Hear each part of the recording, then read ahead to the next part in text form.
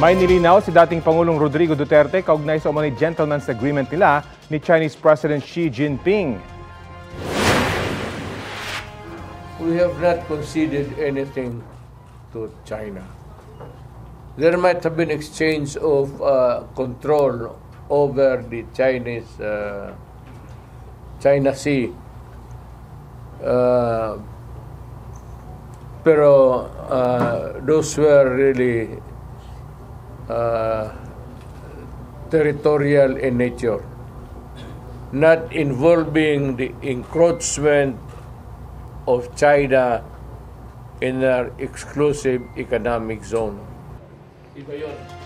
Status quo raw sa Pilipinas at China o ang hindi paggawa ng anumang hakbang na posibleng magdulot ng tensyon sa West Philippine Sea ang naaalala niyang pinag-usapan nila. Kasama riyan ang hindi pagdadala ng construction materials para kumpunihin ang BRP Sierra Madre na nakasadsad sa Ayungin Shoal.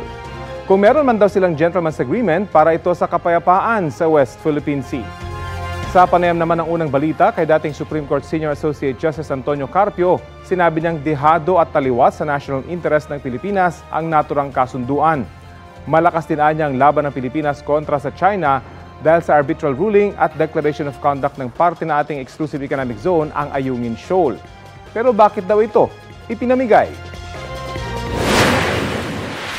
Hindi ka pwede hindi lumaban. Kasi yung when they seize your territory, that is a declaration of war. Pag hindi ka lumaban, ma-erase ka sa mapa. Magiging slave ka ng China. Ang gusto niya, maging province tayo ng China. Sino bang may gusto niyan?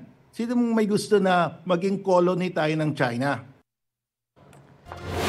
Kapuso, alamin ang maiinit na balita. Bisitahin at mag-subscribe sa GMA Integrated News sa YouTube.